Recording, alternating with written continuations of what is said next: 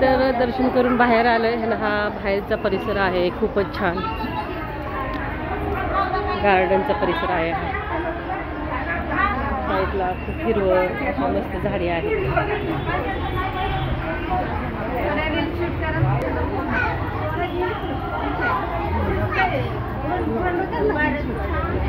आमची सोना सोहानी. इथून रस्ता बंद केला, आता लोक जातील म्हणून बंद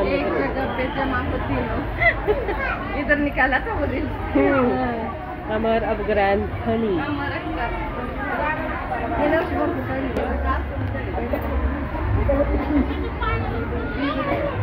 शिवानी बैलगाडीत बसायचं.